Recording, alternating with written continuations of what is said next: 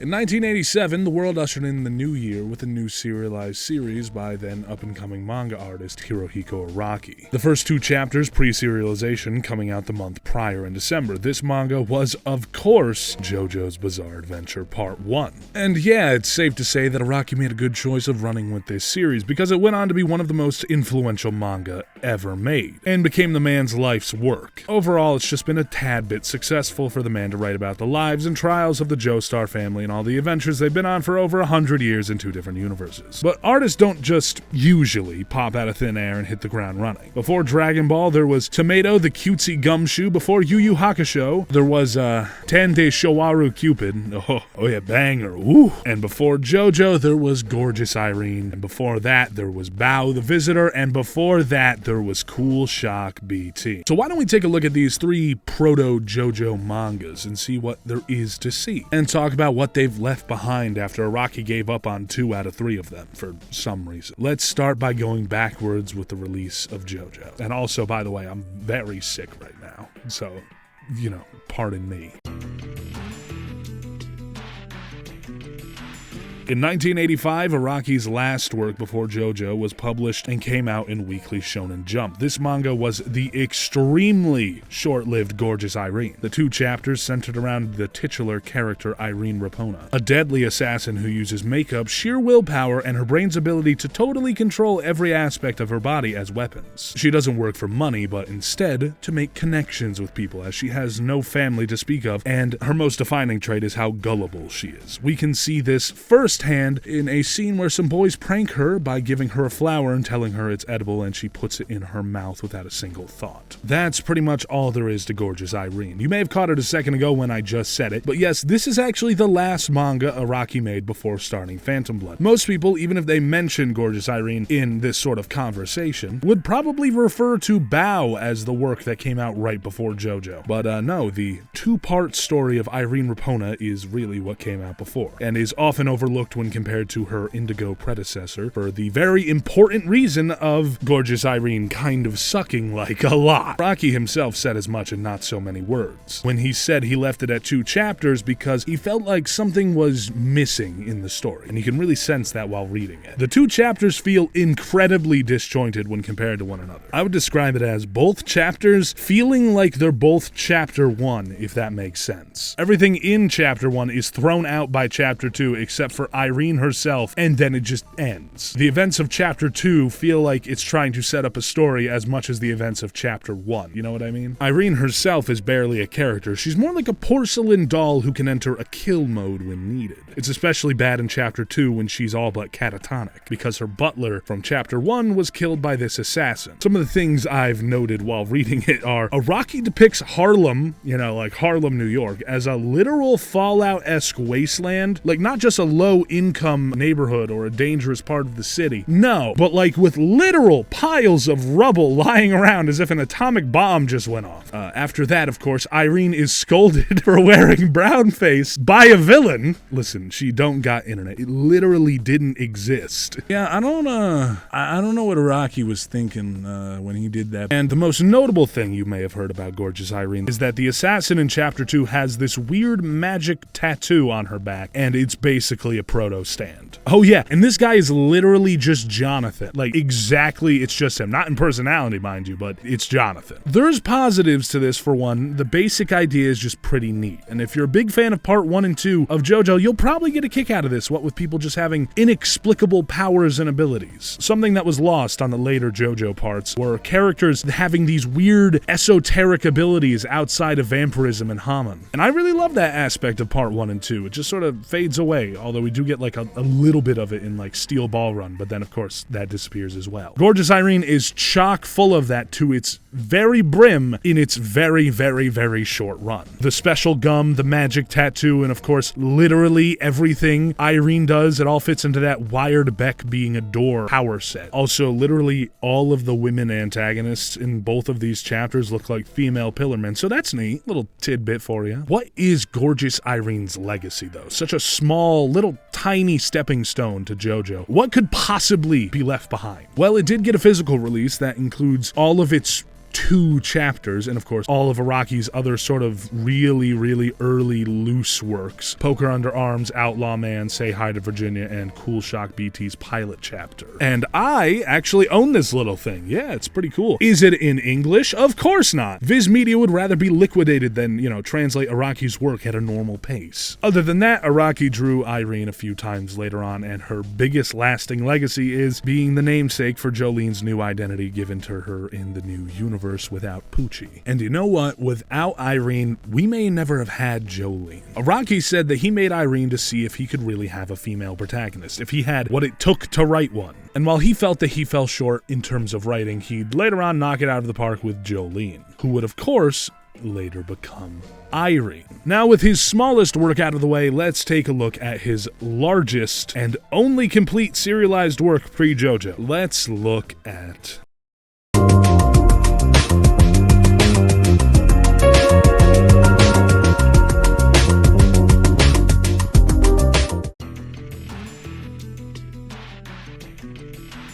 BAOH the Visitor, or BAOH, is by far the most well-known and talked about pre-JoJo work that Araki made, and well, it's largely because it's an actual complete story. It's a bit short, but it still has a start, middle, and end, and it's just oozing with proto-JoJo ideas. BAOH himself is pretty much just Cars, but a good guy, at least in terms of abilities. The story is about a secret government organization called Dress that does pretty much everything: psychics, cyborgs, lasers, and assassins, and of course, genetic engineering. Which is where BAOH comes from. Ikuro Hashizawa was a young man kidnapped by the Dress organization and was given the BAOH parasite, which basically turns him into an unstoppable blue bioweapon capable of doing almost anything. He then escapes with a young girl with psychic powers, who was also taken by Dress. The two are pursued by various Dress assassins till the girl, Sumeri, is kidnapped again and brought to the Dress HQ. BAOH assails the Dress compound, everything blows up. Sumeri survives and awaits BAOH's return while he's sleeping underwater in the cave below the freshly blown up Dress compound. But worry not, she's sure he will return on her 17th birthday, because she's psychic and can just tell that that's gonna happen. And yeah, that's a brief rundown of the story. Sometimes certain fights drag out for too long, but overall it's pretty good, and has even more of those inexplicable abilities that early JoJo has. Can you tell I'm a fan of those? You've probably heard about most of this. I feel like most JoJo fans have at least a general understanding of the events of this manga. But what you may not have known is that BAOH was released in America in English via the most weirdest possible way that I have ever seen. Now, maybe it's because I'm a little post-Tokyo Pops collapse baby when it comes to buying manga in English, but these are weird. See, Viz Media attempted to bring BAOH to the West via a chapter-by-chapter American comic book format. I actually have one right here. This one's not mine, but I borrowed it. This is just so weird. Why was this done? I've never seen anything else done like this. I'm sure there are other examples somewhere, but this one is the first one I've seen. It weirds me out. It's just such a short format for a story that has such really long chapters. Apparently it sold like ass, but just holding this thing feels wrong. It's funny to see this now that DC is taking ideas from manga's release format with its compact comics. But BAOH was famously given an anime, well, a less than an hour long OVA, most well known for this scene where BAOH melts a guy. The OVA is pretty good on its own, a fun little romp that I recommend, but as an adaptation, it's a little far from perfect. Obviously, a 46-minute OVA is going to need to cut things out, but some of the differences do leave the manga leading ahead in terms of quality. Here's some of the very noticeable difference I noted down while watching. Some events are rearranged, which is to be expected in an animated adaptation, like the dog BAOH being intercut with the gas station fight. But the most notable change that you can see from the start is that the woman from the beginning is playing a much larger role in the story. In the manga, she just sort of disappears after chapter 1, but in the OVA, well, she stays around. Which is funny because it changes a part near the end where the main villain gets into an escape pod and tells his employees that they're basically screwed because it's only built for 1. Because now, well, it's built for 2. The dog BAOH's design is tweaked to look a little bit more like BAOH, and much of the villain's internal monologues as well as narrations are removed. In the OVA, the flashback sequence has Akuro's parents being killed in the crash. In the manga, they're more or less okay, but the organization has his parents killed so they can take him. The biggest change, hands down, is that Dordo, as a character, is completely different, other than having the same face and name and both being a cyborg. Instead of being this suave hitman in a suit who uses bats, a robot hand that can shoot bullets, and controls minds to fight, who goes after BAOH alone at an old old couple's house that Bao and Sumire are staying at. Instead, Dordo seemingly is combined with the character who was leading the flamethrower soldiers. They keep him stealing the girl and returning to the base, but in doing so, they skip over the entire big ape fight and the fight at the old people's home, which is a shame because these are two of the most important fights in the manga. It also completely changes Dordo's reprisal and Bao taking control of his powers. The spider fight was skipped and Walken's headset was replaced with a magic bandana, I guess. I really have no idea why they did that. It also appears that in the OVA, they had Bao kiss Sumire after cutting his lip to revive her, which is odd because in the manga, he cuts like right under his lip and then just sort of bleeds onto her. Weird change, but okay. Yeah, at the end of this, it's just kind of death by 1,000 paper cuts. It's a fine OVA. It's good. It's a fun time, but it just does not work as a replacement to the original. While you should both read and watch JoJo for the best experience, it's perfectly fine to watch JoJo and say you've experienced JoJo. Bao, on the other hand, you need to read. Not all of the changes are bad, mind you, like keeping the woman from the beginning. It keeps the cast tighter than the manga and keeps her from just vanishing after the intro. But removing the ape fight and changing Dordo's character and fight completely, as well as removing the old people, is really a miss. Again, that being said, this OVA is still really good and you should watch it. So after all is said and done, what is Bao's legacy? What remains of the indigo arm-bladed bioweapon? Well, you can get this paperback version of Bao that's styled like a Jojonium for some reason, although I've only ever seen a Spanish version of this, but I'm sure it exists in other languages, just, not English, because, Viz Media. Bao has been drawn more than a few times by Araki later in his career, which has him looking like a weird, goopy version of Kakyoin, which is interesting. The manga itself also makes multiple cameos in the JoJo anime as well. And then there is, of course, the thing that probably introduced you to Bao in the first place, if you're a JoJo fan. His guest appearance in JoJo All-Star Battle and its remaster where you, yes you, can play as Bao. I think besides the fact that Bao is the only actual finished story Araki did before JoJo, the love and appreciation and fixation by both the community and the people who actually are involved in making JoJo stuff comes from just how similar it is to JoJo. Sure, Gorgeous Irene is a lot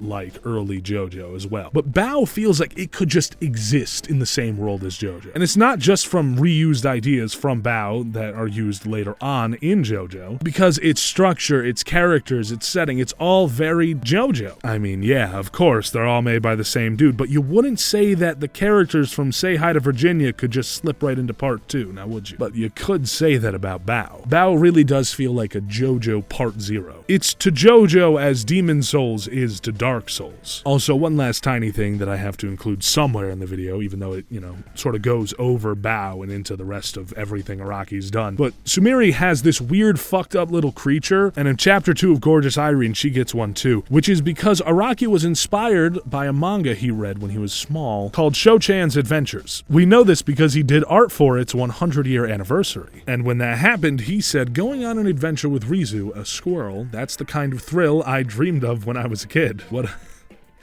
a cool guy. And of course, he continued to include weird, fucked up little creatures in JoJo. Now on to our last part, what I would call the strangest part, Araki's most differentest manga of them all.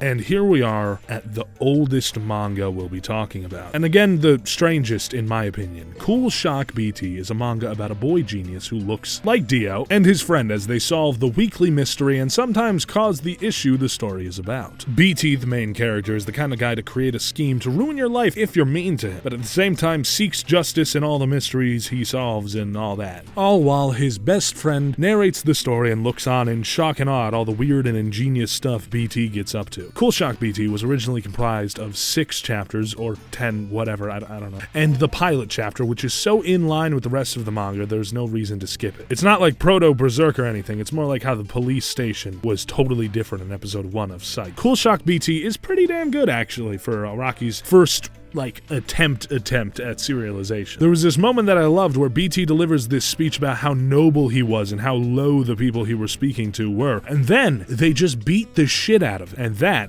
was funny. But the manga also feels very different from Araki's other works. It's very, very grounded in comparison to BAOH, Irene, and Jojo. Murder or some crime or some misdeed happens, BT performs some magic tricks and then solves the mystery, and his best bud goes, "Damn, he's so cold-blooded, but I love him." Feels far less like Jojo and more like the love child of Yu-Gi-Oh! Season 0 and Detective Conan. And that's exactly why I think it stands out so much. This looks like something that could have gone the distance. If Araki decided to run with Cool Shock BT and never made Jojo, well, I doubt he would be nearly as famous or impactful as he is. I think he would have been plenty successful. BT is like the most marketable non-battle shonen character I've ever seen. Araki distilled an entire shonen genre into a single dude, and yet Araki just stopped making it. When reading something really short like Gorgeous Irene, you get the sense that this was never going anywhere. Like this, even if it continued, would have lasted a year, maybe 2, at the most 5, and I highly doubt it could ever have gone that long. Like, this was not gonna be the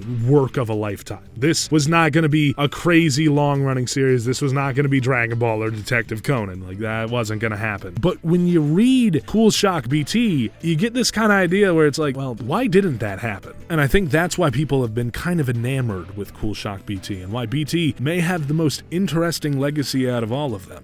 In October 2021, Cool Shock BT was revived as Cool Shock Old BT, a direct continuation of the old manga, now written by a person who wrote previous JoJo spin-off stuff and was drawn by the artist who made Promised Neverland. This continuation followed BT and his friend, now much older, still solving mysteries and still being, I don't know, cold-hearted and such. The new manga was well rated and fans seemed to like it a lot, and of course, it was chock full of Araki references from throughout his career from page 1. The manga got its finale in 2023 with, weirdly enough, an adaptation of Araki's even older unfinished manga, Say Hi to Virginia. Yeah, just swap out the cast with BT, his friend Koichi, and a robot that appears to be Echo's Act 4. People who liked BT thought that it was a pretty good send-off to the manga, but then it got even weirder after that. In 2024, they rebooted Cool Shock BT for a one-shot manga. It's really weird. And if I'm gonna be honest, this feels like a few degrees too disconnected from Araki to feel like Araki. I mean, goddamn, look at this art. This is weird. It's fine and dandy, but I'm more so taken aback by its existence. Like, geez, people really love this series that barely exists, don't they? But yeah, that's really all there is to say about Cool Shock BT and about the big 3 Araki pre-JoJo works. But seeing the treatment that Cool Shock BT had already gotten, I wouldn't be surprised if we got even more of it. But what I'm begging for is a new adaptation of BAOH by David Pro. Please, guys. Hell, make an anthology that's like all of Araki's pre-JoJo works. Give Say Hi to Virginia an ending. Why not? But mostly BAOH, please. I need to see that goddamn ape fight in motion. And with that, the video is done. This was very, very different from my usual kind of videos, but that's the point. I am not getting stuck talking about 1 or 2 subjects. You should follow my art social medias for my art, and hey, maybe commission me if you're Neato Burrito. And now, I'm out of here.